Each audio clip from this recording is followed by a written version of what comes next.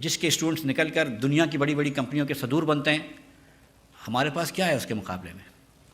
ہمارا جو ایوریج بچہ جو کمپیوٹر کا کام کر رہا ہے، وہ بیچارے نے سیلانی ویلفیئر ٹرسٹ سے 3 مہینے کا ڈپلومہ لیا ہوا ہے، اور وہاں پہ وہ دنیا کی بیسٹ یونیورسٹیز بنا رہے ہیں۔ ہم نے پہلے 11 سال کے اندر جب 7 وزیر اعظم چینج کرے، انہوں نے 5 انڈین انسٹیٹیوٹ آف ٹیکنالوجی بنائے۔ تو ہم کو یہ سوچنا پڑے گا کہ تعلیم پہ ہم کو زور دینا پڑے گا۔ ہمارا تعلیم کا نظام پہ ایسا نہیں ہے ہم پیسے نہیں خرچ کرتے، 2000 ارب روپے سے زیادہ خرچ کرتے ہیں، 1000 ارب روپیہ صوبے خرچ کرتے ہیں، لیکن اور صوبے اسکول چلاتے ہیں، لیکن صرف 25% پاکستان کے بچے جو ہیں وہ صوبے کی چلائی ہوئی اسکولوں میں جاتے ہیں۔ اور ایوریج بچہ، یہ آغا خان نے ٹیسٹ کیا ہے پورے پاکستان میں، ایوریج بچہ جو ہے وہ میتھ میں بھی فیل ہو رہا ہے، 27 نمبر آ رہے ہیں، اور سائنس میں بھی فیل ہو رہا ہے، 31 نمبر آ رہے ہیں۔ تو جب آپ کے بچے میتھ میں بھی فیل ہوں گے اور سائنس میں بھی فیل ہوں گے تو پھر آپ کیسے قوم بنا سکیں گے آگے؟ اگر آپ کے آدھے بچوں کو آپ نے علم کی روشنی سے دور رکھا ہے، محروم رکھا ہے، تو پھر آپ پاکستان کیسے آگے کر سکتے ہیں؟ ہماری ایک تجویز ہے، یہ میری تجویز ہے کہ ہم حکومت جو ہے وہ 30 سے لے کے 50,000 روپے فی بچہ خرچ کرتی ہے تعلیم کے اوپر۔ میں سمجھتا ہوں کہ وہ تو بچوں کو واؤچر دے دینا چاہیے ان کے پیرنٹس کو کہ آپ جہاں پہ جائیں اپنے بچے کو اسکول ڈالیں، اور حکومت کی جتنی بھی اسکولیں ہوں، یہ وہی پیسے ہیں جو ہم خرچ کر رہے ہیں، اور حکومت کی جتنی بھی اسکولیں ہوں، کسی گاؤں گوٹ میں ہو، ان کے اسکول کے بورڈز کے اوپر پیرنٹس ہونے ضروری ہیں۔ اگر امریکن اسکول کے بورڈز پہ پیرنٹ ہو سکتے ہیں تو تمام پاکستان کے گوٹھوں کی اسکولوں کے اوپر، تمام پاکستان کے دیہی کی اسکولوں کے اوپر، تمام پاکستان کے گاؤں کی اسکولوں کے اوپر پیرنٹ ہونے چاہیے۔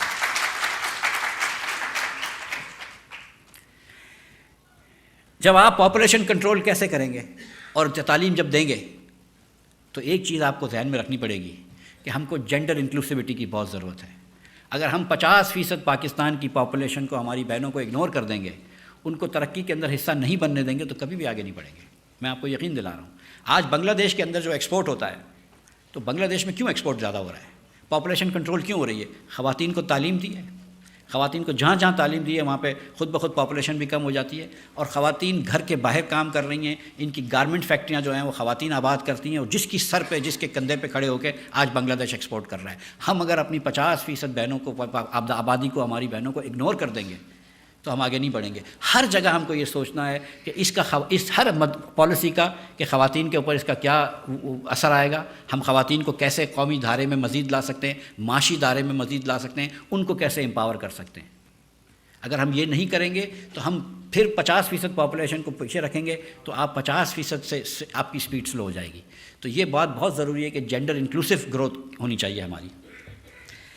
5واں میں بات کروں گا، جو ہم نے پاپولیشن کی بات کری کہ ہم 55 لاکھ بچے ہمارے یہاں پیدا ہوتے ہیں، 45 لاکھ سے ہماری پاپولیشن بڑھتی ہے۔ ہر سال اگر 45 لاکھ پاپولیشن بڑھ جائے، یعنی کہ فیصل آباد اور راول پنڈی بڑھ جائے، تو ان کو کھانا کہاں سے دیں گے؟ آج پاکستان کے اندر آپ کپاس کی درآمد کرتے ہیں، آج پاکستان میں آپ گندم کی درآمد کرتے ہیں، آج پاکستان میں آپ پیاز، لہسن، ادرک کی درآمد کرتے ہیں، آج پاکستان میں ہم بہت سارے دالوں کی درآمد کرتے ہیں۔ پاکستان میں 5 بلین 6 بلین ڈالر سے زیادہ کا ہم خوردنی تیل منگواتے ہیں، کھانے پینے کا تیل منگواتے ہیں۔ تو ہم اپنے آپ کو ایگریکلچر کنٹری بھی کہتے ہیں کہ ہم ایک زرعی ملک ہیں، اور ساتھ ساتھ زراعت میں ہم پیچھے جا رہے ہیں۔ اگر آپ دیکھیں تو ہر کراپ کو، ماں سوائے کارن کو، ماں سوائے میز کو، ہر کارن میں ہماری ہندوستان سے پروڈکٹیوٹی کم ہے، پر ایکڑ ایلڈ کم ہے، ہر کراپ میں ہماری ورلڈ ایوریج سے کم ہے۔ جس کراپ میں ہم اچھے ہیں، چاول میں ہم اچھے ہیں، گندم میں اچھے ہیں، کیونکہ ہم بہت یہ پیدا کرتے ہیں، تو ہمارے پاس کوئی ٹیکنالوجی ہونی چاہیے، اکانومی اسکیل ہونی چاہیے۔ ہم ہر کراپ میں دنیا کے ایوریج سے پیچھے ہیں۔ ہم نے اپنے فارمرز کو سبسڈی دینے کے لیے فرٹیلائزر کمپنیز کو سبسڈی دیتے ہیں، ڈائریکٹ فارمرز کو سبسڈی نہیں دیتے۔ ہم نے فارمرز کو سبسڈی دینی ہے سپوزڈلی، لیکن ہم دے رہے ہیں گیس سستی فرٹیلائزر کمپنیز کو۔ شاید میرے خیال سے نیت ہوئی نہ فارمرز کو دینے کی، گیس کمپنیوں کو ہی سبسڈی دینے کی نیت ہو، پتہ نہیں۔ لیکن اگر ہم ڈائریکٹ فارمرز کو سبسڈی دیں اور تعلیم دیں اور ایگریکلچر ایکسٹینشن کریں اور جی ایم او سیڈس پہ کام کریں، تو ہم آگے بڑھ سکتے ہیں۔ آپ کو مثال دیتا ہوں کہ جب ہماری اور ہندوستان دونوں کی 9 ملین بیلز کی پیداوار تھی کپاس کی، تو دونوں ملکوں کا $9 بلین کا ٹیکسٹائل کا ایکسپورٹ تھا۔ آج ہندوستان 36 بلین بیلز بناتا ہے اور 40 بلین سے زیادہ کا ایکسپورٹ کرتا ہے ٹیکسٹائل کا۔ ہم اس سال شاید 5.5 یا 6 بلین بیل کریں گے۔ ہم اتنی بھی کپاس نہیں پیدا کر سکیں گے جو جنرل ضیاء کے زمانے میں کر سکتے تھے۔ تو ہم یہ پیچھے جا رہے ہیں۔ اور پھر میں اب گندم کی اگر شوگر کین کی بات شروع کروں گا اور شوگر کی بات شروع کروں گا تو تھوڑی سی سیاسی بات ہو جائے گی، تو میں اس سے دور رہتا ہوں۔ لیکن آپ یہ سب جانتے ہیں کہ پتا پتا بوٹا بوٹا حال ہمارا جانے ہے۔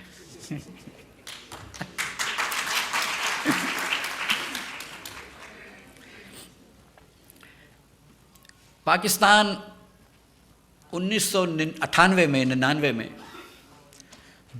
پاکستان کی جو قومی آمدن تھی اس کا 16% جو ہے وہ ایکسپورٹ کرتا تھا، کہ 16% of our GDP came from exports.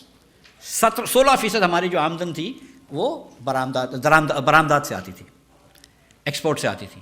آج وہ 9% آتی ہے. 1992 کے اندر پوری دنیا کا ایکسپورٹ لے لیں، اگر عالمی ایکسپورٹ لے لیں تو اس کا ہم 0.18% ایکسپورٹ کرتے تھے. ہمارا حصہ 0.18% تھا. یہ 1992 میں تھا. 2022 میں ہمارا حصہ کتنا ہو گیا؟ 0.13% ہو گیا. یعنی کہ 1.8 سے کم ہو کے 1.3 ہو گیا، اور 16% آف GDP سے کم ہو کے 9% آف GDP رہ گیا. اگر آپ کو اور آرڈنری نمبرز میں بتا دوں تو 1992 میں آپ کا اور ویتنام کا ایکسپورٹ ایک برابر تھا، $30 بلین تھا، 12 بلین ڈالرز تھا. آج ہم 30 بلین پہ پہنچے ہیں، ویتنام 300 بلین پہ پہنچ گیا ہے. سو ایسا نہیں ہے کہ کام نہیں ہو سکتا، ایکسپورٹ نہیں بڑھ سکتا. اگر وہ 12 بلین سے 300 بلین پہ پہنچ سکتے ہیں تو شاید ہم کو بھی 12 سے 30 پہ خوش نہیں ہونا چاہیے تھا، کچھ آگے بڑھ جانا چاہیے تھا. تو ایکسپورٹ بڑھانا بہت ضروری ہے ہمیں. اسی لیے بنگلہ دیش ہم سے آگے ہے آج، اسی لیے اور دوسرے ممالک ہم سے آگے ہیں. لیکن ایکسپورٹ بڑھانا بہت ضروری ہے. لیکن 4 ایسی وجوہات ہیں جس کی بنا پہ میں سمجھتا ہوں کہ ایکسپورٹ ہم نہیں کر سکتے. نمبر 1، پاکستان میں ایک لا اینڈ آرڈر کا دیرینہ مسئلہ ہے جس کی وجہ سے فارنرز نہیں آتے. اور اگر آپ کا بائر آپ کی فیکٹری نہیں آ سکتا، آپ کا بائر آپ کی آفس نہیں آ سکتا، تو اس کو مال بیچنا بہت مشکل ہے. یہ آپ جو بھی یہاں پہ بزنس مین یہاں پہ بیٹھے ہوئے ہیں، بزنس وومن، ان سب جانتی ہیں کہ جب آپ کے بائرز آ ہی نہیں سکتے پاکستان تو کتنا مشکل ہو جائے گا ان کو مال بیچنا. لیکن 20-30 سال سے یہ لا اینڈ آرڈر کا مسئلہ ہے اور ہم یہ سالو نہیں کر سکے. اور یہ بات جھوٹ ہے کہ اگر ہم یہ صرف کہیں کہ پرسیپشن خراب ہے. پرسیپشن خراب نہیں ہے، ریالٹی بھی خراب ہے. یہ تو پہلے ہم کو ماننا پڑے گا. لا اینڈ آرڈر کی ریالٹی خراب ہے. جب میں چھوٹا تھا تو اس شہر کے اندر دنیا کی ہر ایئر لائن آتی تھی، ساری یورپین ایئر لائنز آتی تھیں. آج نہیں آتی ہیں. آج جو مڈل ایسٹرن ایئر لائنز آتی ہیں وہ چاہتی ہیں کہ کرو ہمارا کراچی میں رات کو نہ رکے. ایک airline British Virgin airline ہے شاید، وہ آتی ہے لاہور میں. اس کے علاوہ کوئی بھی یورپین ایئر لائن نہ لاہور آتی ہے نہ اسلام آباد آتی ہے. اور آپ کو یہ بات سن کے اب شاید تعجب نہ بھی ہو کہ کراچی، لاہور اور اسلام آباد 3 ایئرپورٹ ملا لیں تو اتنی ایئر لائنیں نہیں آتی ہیں جتنی صرف بنگلہ دیش کے ڈھاکہ کے ایئرپورٹ پہ آتی ہیں. تو کہیں نہ کہیں تو ہم نے غلطی کی ہے نا، کہ مطلب غربت تو بہت ممالک میں ہے. اس قسم کا لا اینڈ آرڈر تو نہیں ہونا چاہیے کہ تھوڑے تھوڑے دنوں بعد پھر آپریشنز ہوتے ہیں، پھر ہم آگے ہٹتے ہیں، پھر ہم پیچھے ہٹتے ہیں. تو یہ بات ذرا سی ہمیں سوچنی چاہیے کہ لا اینڈ آرڈر کو جب تک ٹھیک نہیں کریں گے ہم ایکسپورٹ نہیں بڑھا سکیں گے. دوسرا میرا مسئلہ ہے، میں سمجھتا ہوں ایکسپورٹ اس لیے بھی نہیں ہوتا کہ انڈسٹریل پروٹیکشن ہم بہت دیتے ہیں. جو لوگ لوکل بنا کر لوکل لوگوں کو بیچ رہے ہیں، ہم ان کو امپورٹ سبسٹیٹیوشن کے نام پہ اتنی پروٹیکشن دیتے ہیں کہ وہ تو سیٹ صاحبان بہت ماشاءاللہ پیسے کما لیتے ہیں، لیکن اس کی وجہ سے ایکسپورٹ کم ہو جاتا ہے. پاکستانی جو ہیں ان کو اچھا لگتا ہے کہ وہ پاکستانیوں کو بیچیں. 1960 کے اندر جب کوریا میں مارشل اللہ آیا، جنرل پارک مارشل اللہ لے کر آئے، تو انہوں نے ایک ہوٹل کے اندر تمام کوریا کے بڑے بزنسز کو لے کر آپ بٹھا دیا اور کہا کہ اگر آپ نے ایکسپورٹ نہیں کیا تو میں آپ کا بزنس لے لوں گا بک ویلیو پہ. اور جس کو کنسٹرکشن کر رہا تھا ڈیوو کمپنی، اس کو بھی بولا کہ جا کے انڈونیشیا میں کنسٹرکشن کرو، اور ایکسپورٹ کی طرف راغب کر دیا. ہم ایکسپورٹ کی طرف راغب نہیں کر سکے کیونکہ ہم لوکل بیچنے پہ زیادہ پروفٹ دیتے ہیں، چاہے وہ بہت ساری چیزیں میں نام نہیں لیتا ہوں. لیکن ہم نے ایکسپورٹ لوکل پروٹیکشن دے دے کے لوگوں کو یہاں پر انڈسٹریل پروٹیکشن دے کر ہم نے لوگوں کو صرف پاکستان کو بیچنے پہ مرغوب کر دیا ہے اور دنیا میں ایکسپورٹ نہیں کرا رہے. تو یہ بہت سگنیفیکنٹ چیز ہے کہ اس کو ہم کو چینج کرنا پڑے گا. ایک وجہ ہم اس لیے چینج نہیں کر سکتے کہ ہم آدھے سے زیادہ پیسے جو ہیں ٹیکس کے پورٹ سے لیتے ہیں. ہم ڈائریکٹ ٹیکسیشن کر نہیں پاتے ہیں، ہمارا FBR اس پہ فیل ہو جاتا ہے. ہم امپورٹ نہیں ڈائریکٹ، سوائے امپورٹ کے ہم کسی چیز پہ ٹیکس نہیں لے سکتے. لیکن ہم کو ادھر سے ہٹ کے ڈائریکٹ ٹیکسیشن کی طرف جانا پڑے گا. جب فواد صاحب بات کریں گے پینل میں گورننس کی تو یہ ٹیکسیشن پہ مزید بات کریں گے اور IT پہ. تو یہ دونوں چیزیں بھی بہت ضروری ہیں ایکسپورٹ کے لیے اور دیگر گورننس کے لیے بھی ضروری ہیں. تیسری چیز ہے انرجی. پاکستان میں انرجی جو ہے وہ ہم نہ ریزنیبل پرائس پہ سپلائی کرتے ہیں، نہ انرجی جو ہے ہم کنٹینیوس سپلائی کرتے ہیں. میں ایک صرف یہ رضوان صاحب سے یا کسی میزبان سے یہ کہنا چاہتا ہوں کہ یہاں پہ اگر کرسیاں بھری ہیں تو ایک اوور فلو روم ہے وہاں پہ، 100 لوگ وہاں پہ بھی آ سکتے ہیں، تو اس کو دیکھ لیں. انرجی کو ہم کو سپلائی کرنا ہے کنٹینیوس، اور انرجی کو ہم کو سپلائی کرنا ہے ایٹ اے ریزنیبل کاسٹ. 2020 کے اندر جب کووڈ تھا اور یہاں پہ پروڈکشن کم ہو گئی تھی تو اسٹیٹ بینک نے 570 ارب روپیہ امیر ترین پاکستانیوں کو 1% پہ لون دیا ہے. 570 ارب روپے. ہم بسک پہ اگر 300 ارب روپے دیتے ہیں تو سب لوگ آواز اٹھاتے ہیں. سب کی چیخیں نکل جاتی ہیں. 570 ارب روپے امیر ترین پاکستانیوں کو دیے ہیں آپ نے, 1% پہ لون دیا ہے. لیکن کسی نے بیٹھ کے یہ نہیں سوچا کہ اتنی انڈسٹری لگے گی تو اس کو گیس کیسے دیں گے, کسی نے یہی بیٹھ کے نہیں سوچا کہ اتنی انڈسٹری لگے گی تو بجلی کیسے دیں گے. آج ان میں سے انڈسٹری لگی ہوئی ہے جو بند پڑی ہے کیونکہ نہ گیس ہے نہ بجلی ہے. سو یہ ہم کو انرجی کو اوور کرنا ہے. اور چوتھی چیز جو ہے, یہ میں بڑی نازک سی بات کرتا ہوں آج کے ماحول میں, وہ یہ اوور ویلیوڈ روپی. روپی کی اسٹرینتھ اکانومی کی اسٹرینتھ کو ریفلیکٹ کرنی چاہیے. یہ بڑی اچھی بات ہے کہ اگر ہماری معیشت اچھی ہو تو ہماری کرنسی اچھی ہو جائے, لیکن اگر ہماری معیشت اچھی نہ ہو اور ہم جھوٹ کرنسی اچھی کر لیں تو اس سے کوئی فائدہ نہیں ہوتا. اگر معیشت اچھی ہوتی ہے آپ کی اور آپ کی کرنسی اسٹرانگ ہوتی ہے تو بہت اچھی بات ہے. لیکن اگر آپ کی معیشت اچھی نہیں ہے لیکن پھر بھی آپ کرنسی کو قرض لے کر پیسے مارکیٹ میں ڈال کر اگر اچھا کر لیتے ہیں تو وہ تو پاگل پنے کی بات ہے. تو ہم نے کرنسی کو اپنی کرنسی کو اوور ویلیو کرا, ایکسپورٹس کو ہم نے ڈسکریج کرا, لیکن مور امپورٹنٹلی امپورٹس کو ہم نے انکریج کرا. تو یہ ہم نے غلطی کری ہے. تو یہ 4 چیزوں سے اگر ہم دور رہیں گے اور خاص طور پر لا اینڈ آرڈر ٹھیک کریں گے تو ایکسپورٹ انشاءاللہ بڑھے گا. لیکن جب تک نہیں بڑھے گا, لیکن ایک چیز بتاؤں میں آپ کو کہ آپ بار بار IMF کے پاس جاتے رہیں گے اگر 2 چیزیں 15% آف GDP نہ ہو جائیں. اگر آپ کا ٹیکس جو اس وقت 10 یا 11% آف GDP ہے, جب تک وہ 15% آف GDP نہیں ہوتا, اور آپ کا ایکسپورٹ جو آج 9% آف GDP ہے اگر وہ 15% آف GDP نہیں ہوتا, آپ بار IMF کے پاس جاتے رہیں گے. تو یہ 2 چیزیں تو دل پہ باندھ دیجیے کہ 15% آف GDP آپ کو ٹیکس بھی کرنا ہے اور ایکسپورٹ بھی کرنا ہے. اس کے بعد 7ویں چیز جو میں کہنا چاہتا ہوں وہ یہ ہے کہ government should live with in its means. ہم سب لوگ اپنی چادر دیکھ کے پیر پھیلاتے ہیں. ہماری حکومت جو ہے بس وہ قرض کی پیتے تھے میں اور سمجھتے تھے کہ ہاں رنگ لائے گی ہماری فاقہ مستی ایک دن. وہ سچ مچ قرض کی پی رہے میں. مطلب پاکستان کے پاس اس وقت جو ہے وہ $100 بلین سے زیادہ تو قرض ہو گیا ہے, اور ہر سال ہم کو $20 بلین واپس کرنا ہے, اور یہ $20 بلین ہمارے پاس نہیں ہے. تو لوگ سمجھتے ہیں اگلے 4 یا 5 سال واپس کرنا ہے. جی اگلے 4-5 سال واپس کرنا ہے, لیکن کیونکہ آپ نے اس سال جو پیسے واپس کریں گے وہ بھی قرض لے کے دیے ہوں گے آپ نے, تو آپ کو 6 سال بعد بھی واپس کرنے پڑیں گے. یہ پرپیچوٹی میں واپس کرنے پڑیں گے انلیس کہ آپ کمائیں. ہم تو کماتے کچھ بھی نہیں. ہر سال پاکستان کے 75 سالوں میں 3 سال کو چھوڑ کے ہم نے کرنٹ اکاؤنٹ ڈیفیسٹ کیے ہیں. تو انلیس اینڈ انٹل ہم ڈالرز کمائیں, یعنی کہ ایکسپورٹ زیادہ کریں, وہ ہم نہیں کر پا رہے. برآمدات تو ہماری بڑھا نہیں پا رہے. تو ہمیں حکومت کو اپنے اخراجات بھی کم کرنے ہوں گے اور ہمیں کرنٹ اکاؤنٹ ڈیفیسٹ کم کرنا ہوگا. 2 ڈیفیسٹس ہمارے ہوتے ہیں.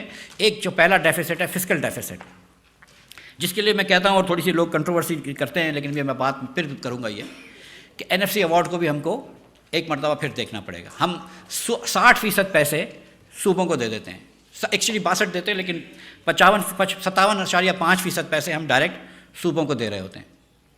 تو اس سال ہم نے مثال کے طور پر 7,500 ارب روپے ایک ٹیکس جمع کریں گے FBR, تو اس میں سے 4,500 ارب روپے جو ہے وہ ہم صوبوں کو دے دیں گے, یا 4300 ارب روپے. اب سمجھ لیجیے کہ اس سال کا جتنا ہی, اور پھر اس کے باوجود بھی جو ہے ہم 5,000 ارب یا 5,500 ارب روپے کا ڈیفیسٹ کریں گے. اب آپ سمجھ لیجئے کہ ہم اگلے سال ڈبل کر دیں اس ٹیکس کو, جو ممکن نہیں ہے لیکن سمجھ لیجئے کہ ڈبل کر دیں. اور یہ بھی سمجھ لیجئے کہ ہم خرچہ ایک بھی پیسے کا نہ بڑھائیں. 20% انفلیشن کے باوجود بھی ہم کسی کو خرچہ نہ بڑھائیں, تو ہر خرچہ جو ہے وہ 20% سے ریئل ٹرمز میں کم ہو جاتا ہے. آپ اگر 15,000 ارب روپے بھی ٹیکس جمع کرتے ہیں نا, تو کیونکہ 9,000 ارب روپے تقریباً صوبوں کو چلے جائیں گے, آپ کے پاس صرف 6,000 ارب رہیں گے, آپ کا پھر 3,500 ارب روپے کا ڈیفیسٹ ہو جائے گا. تو unless and until you relook at NFC award, یہ نہیں ہوگا ممکن. لیکن اس کا یہ مطلب نہیں ہے کہ آپ صوبوں کے پیسے کم کریں یا لوکل گورنمنٹ کے پیسے کم کریں. ہندوستان میں یہ دیکھا گیا ہے, پونا کے اندر مثال کے طور پر پراپرٹی ٹیکس جتنا جمع کرتے ہیں اتنا پنجاب میں نہیں کرتے. صوبے پراپرٹی ٹیکس جمع کر سکتے ہیں, صوبے ایگریکلچر ٹیکس جمع کر سکتے ہیں, لیکن ٹیکس جمع کرنا تو کسی کو اچھا نہیں لگتا ہے. تو جب پیسے آپ کو فری سے مل رہے ہوتے ہیں تو آپ ٹیکس جمع نہیں کرتے. چین کے اندر, یہ چین کو لوگ سمجھتے ہیں کہ بڑا سینٹرلائز ملک ہے. چین ایکچولی آگے اس لیے بڑھا ہے کہ چین کے اندر جب ڈینگ زیاؤپینگ نے یہ ریولوشن لے کر آئے ہیں, مطلب لبرل ریولوشن لے کر آئے, تو انہوں نے کمپیٹ کرنا شروع کرا دیا. ہر صوبے کے میئر کو, ہر کینٹون, ہر ان کے لوکیلٹی کے میئر کو آپس میں کمپیٹ کرایا کہ اپنے پیسے جمع کرو, اپنی سیوک سروسز دو. اور جب وہ کمپٹیشن اب ہوا تو جو اچھا کرتا تھا اس کو اوپر جا سکتا تھا کمیونسٹ پارٹی میں, اس سے بہتری آئی ہے. جو جتنا ٹیکس نیچے کے لیول پہ جمع ہو سکتا ہے اتنا اوپر کے لیول پہ جمع نہیں ہو سکتا. تو ہم کو یہ ٹیکس کی اتھارٹی ان کو دینی چاہیے جو ہے, اور اس کو یقینی بنانا چاہیے, ان کی مدد کرنی چاہیے. لیکن ہم کو جو وفاق سے پیسے دیتے ہیں اس کو کم کرنا چاہیے، کیونکہ وفاق بیسکلی اسینشلی پاکستانی روپے میں بینکرپٹ ہے۔ میں آپ کو یقین دلا رہا ہوں کہ اس سال ہم کو جو فورن لون اگلے 2-3 سال میں جو ہم کو ڈیٹ سروسنگ کرنی ہے، $20 تو واپس کرنے ہیں جو ہم ری بورو کرتے رہتے ہیں، لیکن ہم کو ڈیٹ سروسنگ جو ہے، جو سود دینا ہے وہ $2 سے $3 ارب کا دینا ہے، لیکن جو ہم کو لوکل کرنسی پہ سود دینا ہے وہ اس سال 5,000 ارب روپے ہوگا، $13 ارب سے زیادہ، اگلے سال شاید اتنا ہی ہو۔ تو ہم کو یہ لوکل کرنسی کا ڈیٹ بھی کم کرنے کے لیے، لوکل کرنسی کے انٹرسٹ بھرنے کے لیے ہم کو پیسے نہیں ہیں۔ اور جب یہ کلاسک ڈیفینیشن ہوتی ہے کہ جب آپ کے پاس 3,000 ارب روپے ٹیکس، نیٹ ٹیکس رہتا ہے اور آپ کو 5,000 ارب روپے صرف سود دینے ہیں اور آپ کو سود دینے کے لیے مزید پیسے بورو کرنے ہیں، تو آپ ڈیٹ ٹریپ میں ہیں، اور جب ڈیٹ ٹریپ میں ہوں گے تو پھر آپ نیچے ہی جاتے رہیں گے۔ تو ہم کو اپنے بجٹ کے پروسیس کو دیکھنا ہے اور تمام طریقے سے ٹیکس لینا ہے، اور ٹیکس بھی بڑھانا ہے، 15% آف GDP کرنا ضروری ہے، اور ڈائریکٹ ٹیکسز لینے ہیں، پراپرٹی پہ ٹیکسز لینے ہیں، ایگریکلچر پہ ٹیکسز لینے ہیں۔ یہ ہمارے جو دکاندار بھائی ہیں، 22 لاکھ دکانیں پاکستان میں ہیں، 30,000 دکانیں صرف انکم ٹیکس بھرتی ہیں۔ کیا یہ انصاف ہے؟ اگر ہم یہ کہتے ہیں کہ ہمیں پاکستان سے محبت ہے تو کیا ریئل اسٹیٹ سے محبت ہے یا پاکستانیوں سے محبت ہے؟ اگر پاکستانی سے محبت ہے تو پھر اپنا شیئر دو۔ تو یہ بات بھی کرنی ہے۔ اس کے بعد میں یہ سمجھتا ہوں کہ ہم کو ڈیوالو کرنا پڑے گا لوکل گورنمنٹس میں۔ پہلے یہ 18ویں ترمیم سے پہلے ایک ہیجمون ہوتا تھا، ایک بیہمت ہوتا تھا، ایک حکومت تھی اسلام آباد سے جو پوری ڈکٹیٹ کرتی تھی، بڑی اچھی بات نہیں ہے وہ۔ اس کے بعد ہم نے 18ویں ترمیم لایا اور اس کے بعد ہم نے 4 بیہمت کنٹرول کر لیے کہ جہاں سے ہم کنٹرول کرتے ہیں۔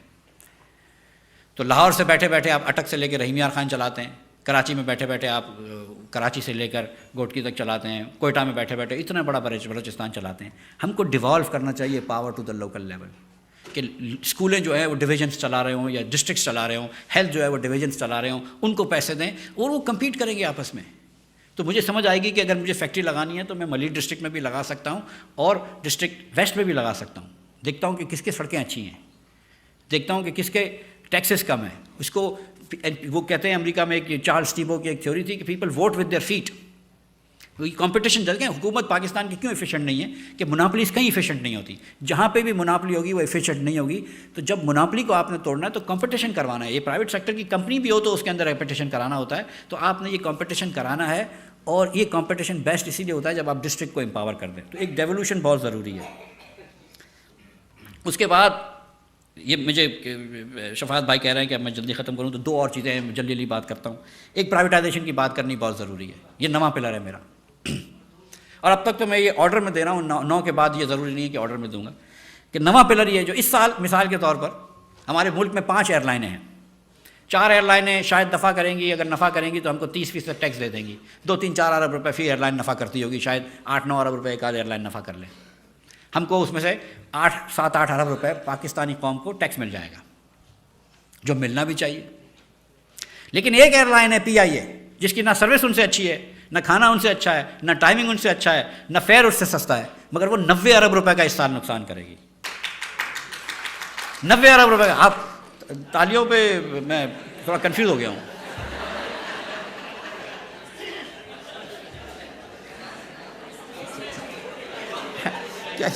یہ آپ کیا اس بات پہ خوش ہیں کہ یہ 90 نہیں 100 کرتے، 90 انہوں نے کیا ہے؟ 90 ارب روپے کا نقصان کرے گی۔ اس کے علاوہ میں آپ کو بتاؤں کہ یہ سول ایویشن کے پیسے نہیں دیں گے، یہ PSO کے پیسے نہیں دیں گے۔ یہ شاید عباسی صاحب بیٹھے ہیں، یہ وزیر اعظم تھے جب میں وزیر خزانہ تھا، تو یہ PIA کی جب میٹنگ میں بلاتے تھے تو میرا دل اندر سے کٹتا تھا کہ مجھے پتا ہے کہ وہ بٹھائیں گے، مجھے بولیں گے یار 2 بلین روپے ان کو دے دو۔ مطلب میں آپ کو یقین دلا رہا ہوں، یہ فواد حسن فواد صاحب بیٹھے ہوئے، ان کو تو پتہ ہے کہ کتنی مرتبہ نیا PIA کا MD آئے گا اور بولے گا آج میں پرومس کر رہا ہوں آپ کو کہ آج سے سب چیزیں اچھی ہو جائیں گی، اور کبھی بھی چیزیں اچھی نہیں ہوئی۔ اس ایئر لائن کو اگر آپ بیچ دیں یا بند کر دیں، 20 ارب روپے آپ تنخواہ دیتے ہیں، بھائی تنخواہ گھر پہ بٹھا کے دو، کوئی مسئلہ نہیں ہے۔ پاکستان میں سوشل سیکورٹی نہیں ہوتا، کسی 58-59 سال کے آدمی کو بے روزگار نہیں کرنا چاہیے، مجھ سے پوچھو۔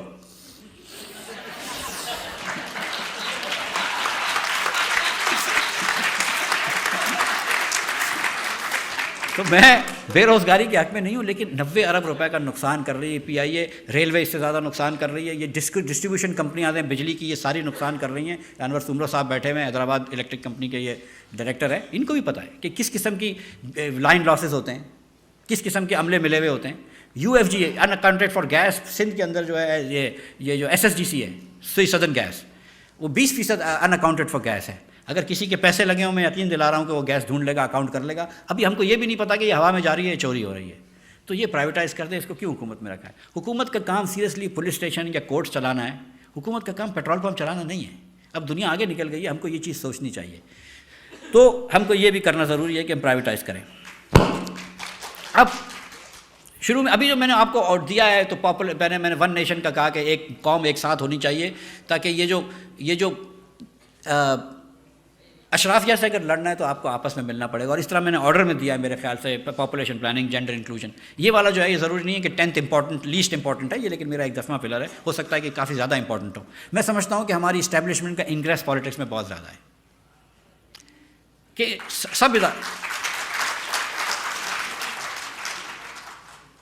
سب ادارے اگر اپنا اپنا کام کریں تو بہتر ہوگا. آرمی اپنا کام کرے، اس کو کوئی ضرورت نہیں ہے کہ وہ میڈیا بھی چلائے، وہ کورٹس بھی چلائے. جوڈیشری بھی اگر اپنا ہی کام کرے اور وہ آئین کے حساب سے کام کرتے ہوں تو بہت اچھا ہو جائے. لیکن وہ آئین کے حساب سے کام نہیں کرتے، وہ اپنی منشا کے حساب سے کام کرتے ہیں. آئین میں کچھ لکھا ہوا وہ کوئی رولنگ کر دیتے ہیں. کبھی کبھی بڑے آئین کے پاسباں ہو جاتے ہیں اور کبھی کبھی عجیب ڈاکٹریں آ جاتی ہیں، کبھی نیسیسٹی ہو جاتی ہے، کبھی ہم خیال ہو جاتے ہیں، لیکن آئین پہ نہیں رہتے. اگر ہر ادارہ بالخصوص آرمی تھوڑی سی انگریس اپنی کم کر دے تو یہ اس کے بعد آپ کی پالیٹکس میچیور ہوگی، ورنہ پالیٹکس میچیور نہیں ہوگی. جو میں نے شروع میں بات کی تھی کہ جب آپ نے 7 وزیر اعظم 11 سال میں چینج کیے تھے تو انہوں نے 3 الیکشنز کروائے تھے ہندوستان میں، اور ساتھ ساتھ انڈین انسٹیٹیوٹس آف ٹیکنالوجی بنائے تھے اور ایجوکیشن کا بیس کیا تھا. تو ہم کو یہ پاکستان کو اس طرح سوچنا ہے کہ ہم کو پاکستان کو آگے لے کے کیسے جانا چاہیے. یہ جو ہم کوشش کر رہے ہیں اور یہ جو آپ سب کوشش کر رہے ہیں، آج جو آپ لوگ ادھر آئے ہوئے ہیں اللہ کی مہربانی سے، سنڈے کے دن ہال بھرا ہے آپ نے، تو یہ اسی لیے آئے نا کہ ہم یہ سمجھتے ہیں کہ Pakistan is not doing justice to its citizens. کہ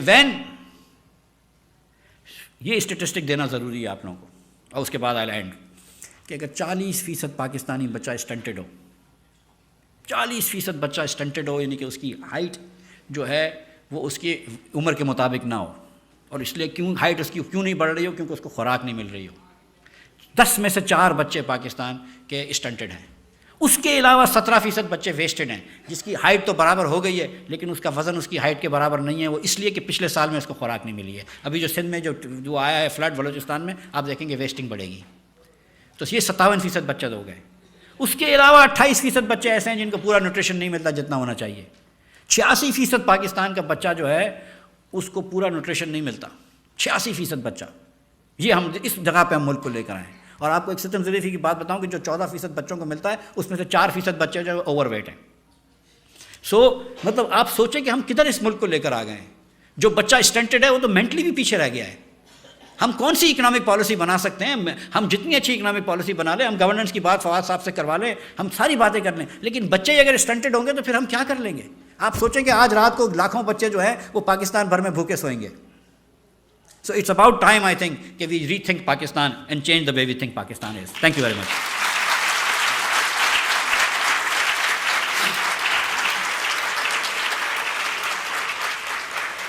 ڈاکٹر صاحب، بڑی دھواں دھار تقریر ماشاءاللہ. میں انتظار کرتا رہا کہ آپ نے جب مسائل کے حل کی بات کی تو شاید آپ یہ کہیں گے کہ فلاں شخصیت کی بنیاد پہ ہمیں اس کو مسیحا مان کے اور ان کو علم پکڑانا چاہیے تاکہ وہ آگے بڑھیں اور ہم